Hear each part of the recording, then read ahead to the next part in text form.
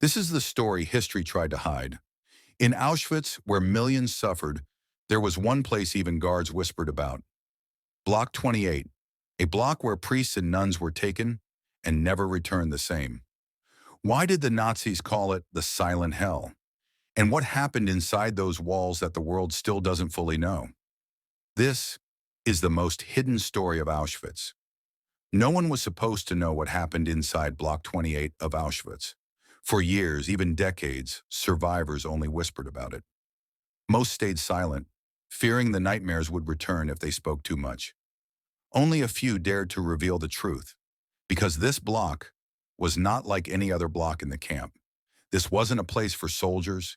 It wasn't for political prisoners. It wasn't even for those accused of rebellion. Block 28 held people whose only crime was faith.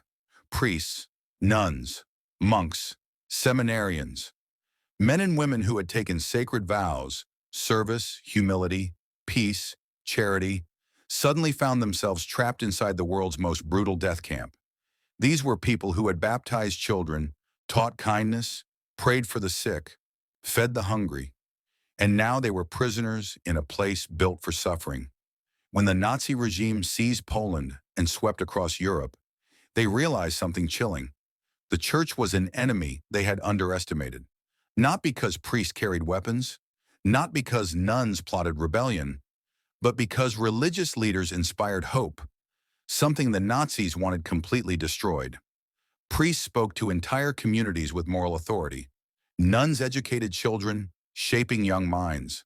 Monks sheltered refugees, the poor and the hunted. Seminarians carried the future of the church within them, and to a regime built on fear, obedience, and control, anyone who spread hope was dangerous. So the arrests began. Some priests were taken from their churches in the middle of Mass. Some nuns were dragged from orphanages while holding the hands of crying children. Many clergy members were accused of supporting enemies of the state, even though their only real support was kindness. They were stripped of their robes, their crosses, and medals ripped from their necks. Their Bibles were confiscated, their identities erased. They were given prisoner numbers and shoved into cramped train cars. When the doors opened again, they were in Auschwitz. Here there were no titles, no father, no sister, no brother, only hunger, exhaustion, and cruelty. They were sent to Block 28, a place that would become infamous among the survivors. Inside Auschwitz, priests and nuns were not treated with the slightest respect. Their faith was mocked. Their kindness was exploited. Their spiritual strength was seen as a challenge that needed to be crushed. They were not treated as spiritual leaders. They were treated as slaves. Their daily life was a cycle of brutality, starvation, with barely enough food to stand back-breaking labor from early morning until dark, freezing nights, with thin clothing and no blankets, constant humiliation designed to break their dignity. Guards forced priests to clean latrines with bare hands, a deliberate attempt to crush their sense of sacred duty. Nuns were made to carry heavy stones until their arms trembled. Monks were taunted, beaten, and ordered to shout that their faith was meaningless. Every moment inside Block 28 was designed for torture, physical, emotional, spiritual. But something unexpected happened. Even in the darkest corners of Auschwitz, these religious prisoners held onto pieces of their humanity. A priest would whisper a blessing to a dying man, risking death if a guard heard him. A nun would break her only piece of bread into two, giving half to someone younger or weaker. A monk would quietly recite verses from memory, giving courage to those around him. These small actions seem simple now, but in Auschwitz, they were acts of rebellion. Yet the hidden horrors of Block 28 were only beginning. Rumors spread across the camp about special punishments for clergy. Survivors later revealed that many priests and nuns were singled out for brutality because the Nazis saw them as symbols that needed to be shattered. And the guards made it clear, breaking a priest or nun would send a message to everyone in the camp. Still, many of them did not break. Their bodies weakened, their health collapsed, but their spirits somehow survived. That is what terrified the guards the most. They expected fear, they expected surrender, but they found courage instead. Inside a place built on death, these men and women held on to life. Through faith, through compassion, through secret prayers whispered in the night. The story of Block 28 is not just about suffering, it is about resilience, about humanity refusing to die, and about people whose only crime was believing in something greater than fear. Auschwitz had many secret sections hidden behind barbed wire and guarded corridors, but Block 28 stood apart from all of them. It was a place with a strange and terrible identity. Part hospital, part experimental laboratory, and part punishment block. For ordinary prisoners, it was feared. But for priests, nuns, and monks, it was far worse. It was a nightmare wrapped in total silence. Block 28 was where the Nazis tried to achieve something they couldn't do with guns or gas chambers: the destruction of a human spirit. They believed that if they could break the faith of a priest, if they could humiliate a nun, if they could force a monk to renounce his vows, then they could break the courage of entire communities outside the camp. They understood that religious leaders were more than individuals. They were symbols of morality, hope, and resistance. So in Block 28, cruelty was not random. It was strategic. It was methodical. It was designed to crush the soul before it crushed the body. Daily life inside the block was a slow, grinding torture. Nuns were forced to carry heavy stones, not for minutes or hours, but for entire days. Their hands cracked open, their nails broke, the skin peeled off from the constant friction. But if anyone slowed down, a guard's whip came down instantly. Their pain meant nothing to the officers. Their suffering was simply another tool for domination. Priests were ordered to clean latrines with their bare hands. This was not because workers were needed. It was done to humiliate them. Men who once blessed families, led prayers, comforted the dying, were now forced into the filthiest work, all while guards laughed and mocked their faith. It was a direct attack on their dignity, meant to break their sense of sacred duty. Monks and seminarians faced a different kind of torture. Guards would pull them aside and offer false deals. "Give up your faith," they said. "Sign a statement denying your vows, and you will receive better food, lighter work, maybe even survival." Almost none accepted. Their refusal confused and angered their captors. The Nazis could not understand why someone would choose suffering over safety. But for the religious prisoners, abandoning faith meant abandoning themselves. Even in the darkest hell, they refused to let go of the one thing that gave their lives meaning. And then something remarkable began to happen, something the Nazis never predicted. Despite the cruelty, despite the hunger and torment, the religious prisoners continued to help others. Even when they had nothing, they found ways to give. A priest would lean close to a dying prisoner, careful not to be seen, and whisper a final blessing into his ear. Just a few words, but in Auschwitz, those words meant everything. They gave a man peace in his final moments, a reminder that he was still human. A nun, shivering through the icy nights, would secretly tear pieces from her own thin blanket. She used those scraps to wrap the wounds of sick prisoners, trying to stop infections, trying to ease pain. She knew that if she was caught, she would be beaten or worse, but she did it anyway. A monk, already starving, would share half of his bread that was barely enough to keep him alive. He gave it to the weakest prisoners, knowing they needed it more. His sacrifice was silent, unseen, and completely selfless. These acts of humanity were small, but in Auschwitz, small acts became rebellion. Every whisper of comfort, every shredded piece of cloth, every crumb of bread was a quiet declaration that the Nazis had failed. They could starve the body, but not the soul. They could torture, but they could not extinguish compassion. But these acts came with terrible risks. If a guard noticed a priest blessing someone, the priest would be beaten for hours. If a nun was caught helping a sick prisoner, she would be denied food for days. If a monk was seen sharing bread, he could be executed on the spot. But still, the faith inside Block 28 refused to die. In the shadows of the most brutal camp on earth, the prisoners' belief in kindness, in mercy, in God, in humanity, continued to burn like a hidden flame. It became a quiet resistance, a spiritual uprising that no amount of violence could crush. Block 28 was designed to destroy faith. Instead, it revealed its strength. Just a few steps away from Block 28 worked one of the most feared men in modern history, Dr. Joseph Mengele, the man prisoners whispered about with trembling voices. To the Nazis, he was a brilliant scientist. To the world, he became known as the Angel of Death.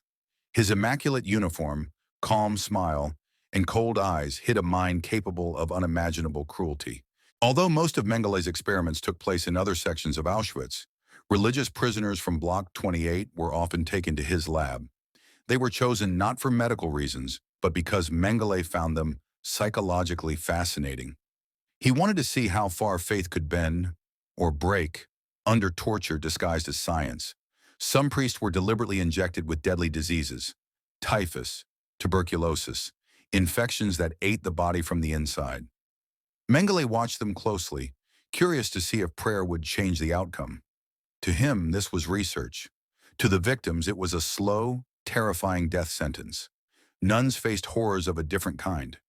Many were subjected to sterilization experiments, procedures so painful and invasive that some never walked again. Mengele believed that destroying their ability to bear children would symbolically destroy their purpose as women of faith. The cruelty was both physical and psychological. Others were forced into hypothermia experiments. Prisoners, including priests and monks, were plunged into freezing water, sometimes with blocks of ice floating beside them. Mengele timed their suffering with a stopwatch, studying how long the human body could survive before shutting down. He took notes while they shivered, cried out, or slipped into unconsciousness. He viewed them as specimens, numbers, objects.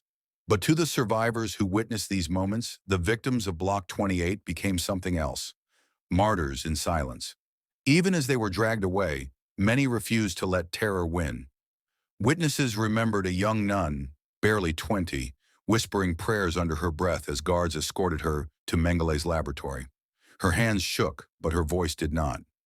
Another survivor recalled an older priest who smiled at a frightened boy prisoner and said, "Do not be afraid. God walks with you."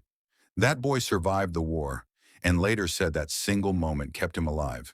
These small, fragile acts of courage left marks that lasted lifetimes. Prisoners later described the clergy as light in a place made entirely of darkness. Their faith, instead of breaking, became a shield, one the Nazis could not understand, and certainly could not destroy. What happened next is one of the most extraordinary, least spoken, and almost unbelievable stories to come out of Auschwitz. Despite the constant terror, despite starvation, despite the threat of immediate execution, the priests, nuns, monks, and seminarians inside Block 28 created something that should have been impossible in a death camp. They built an underground church. It had no walls, no altar, no crosses, no candles, no sacred books. Just whispered prayers in the darkness, slipping through the cracks of a place built on despair. Their church existed in the moments when the guards changed shifts, in the shadows of bunk beds, and sometimes in the freezing courtyard when prisoners were marched out for roll call. It was faith stripped down to its purest form, no rituals, no objects, only belief. They used whatever they had. Crumbs of bread became communion, carefully saved from their own meals. Scraps of cloth, cut secretly from uniforms or blankets, became makeshift vestments. Shared memories of scripture, whispered so softly that only those inches away could hear, became their Bible. For many prisoners, this hidden worship was the only reason they survived another day. A man who had lost his entire family later said the nightly prayers kept him alive, giving him a sense of belonging when everything else had been taken from him. A teenage boy, forced into brutal labor, said a single whispered blessing from a priest gave him strength for months. Even prisoners who didn't consider themselves religious found comfort. Inside Auschwitz, the underground church wasn't about religion. It was about being human in a place designed to erase humanity. But it came with enormous danger. If a guard caught even one person praying, punishment followed immediately. Beatings, starvation, solitary confinement, or worse. Yet the underground church didn't stop. Incredible as it sounds, it grew. Night after night, it came back to life in different corners of Block 28, moving like a secret flame that refused to go out. And from this hidden community, acts of unbelievable bravery emerged. Some priests stepped forward to take punishments meant for others, offering themselves to spare weaker prisoners. Some nuns hid sick or injured women, shielding them so they wouldn't be sent to the gas chambers. Some monks gave away their rations day after day, collapsing from hunger but determined to help those who needed food more. These acts were never recorded officially. They were whispered by survivors after the war, passed along like sacred stories. Inside Auschwitz, the underground church became a legend, a quiet, invisible rebellion that proved the Nazis could break bodies, but not souls as the war neared its end. Auschwitz began to crumble from within. The distant thunder of approaching Allied forces shook the Nazi command, and panic spread through the camp. What had once operated with terrifying discipline now fell into disorganized chaos. Guards ran with torches, burning documents in frantic piles. Trucks dumped bodies into pits, trying to erase years of horror in a matter of days. Orders were shouted, buildings were blown up, and prisoners were marched out in long, deadly lines. This was the desperate attempt to hide the truth of what Auschwitz truly was. But no matter how many files they burned, no matter how many rooms they emptied, no matter how many structures they destroyed, the Nazis could not erase what happened inside Block 28. When Soviet soldiers finally entered the camp, they found a place that looked like the ruins of hell, silent, cold, and filled with the ghosts of suffering. Out of the thousands once held inside Block 28, only a small fraction of the priests, nuns, monks, and seminarians were still alive. Some were too weak to walk. Some could barely speak. But those who survived carried inside them stories the world had never heard, stories that would slowly come to light in the years that followed. They spoke of a nun who shielded children with her own body during a beating, refusing to let the guards harm them. She survived the blows but never forgot the cries of the young ones she tried to protect. They told of a priest who forgave a guard moments before his execution, whispering the words with cracked lips and a peaceful expression. Even the guard himself was shaken, stunned by a mercy he believed he did not deserve. They remembered a monk who refused to abandon a crippled prisoner during the brutal evacuation marches, known today as the death marches. While others were forced to keep walking or be shot, the monk stayed behind, lifting the man on his shoulders until both collapsed from exhaustion. His courage saved a life, and they shared countless smaller stories, stories of secret prayers whispered between bunks, of hidden kindness passed from one starving prisoner to another, of faith that refused to fade even when surrounded by death. These were the stories that survived, because the people who lived them refused to let them die. After the war, the survivors of Block 28 walked different paths. Some became key witnesses during the trials that followed, bravely standing before courts to describe the experiments, punishments, and torture inflicted on religious prisoners. Their testimonies helped expose crimes that the Nazis had tried desperately to hide. Others went back to their ministries. Priests returned to their churches, nuns to their convents, monks to their monasteries. They carried deep scars, both physical and emotional, but they also carried an unbreakable strength. Many dedicated their lives to serving the poor, preaching forgiveness, and fighting injustice, because they knew what hatred could do when left unchecked. And many passed away quietly over the decades, never seeking fame or recognition. Their heroic acts remain known only to a few close friends, to family members, or to the handful of prisoners who survived because of them. Today, Block 28 still stands in Auschwitz. Visitors say it feels different from the other buildings, colder, heavier, strangely silent, but not because of ghosts or legends. It feels heavy because of the courage that once lived inside its walls, because of the countless prayers whispered into the night, and because of the people who held on to compassion in a world designed to crush it. The hidden story of priests and nuns in Auschwitz is not simply a tale of suffering. It is a story of resistance without weapons, a story of human spirit refusing to break, a story of faith surviving where faith should have died. It reminds us that even in the deepest darkness, a single prayer, a single act of kindness, a single moment of courage can keep hope alive. If this hidden chapter of history moved you, don't forget to like, share, and subscribe to Ahmed's War Stories, because the world must never forget the heroes who were never written in the books.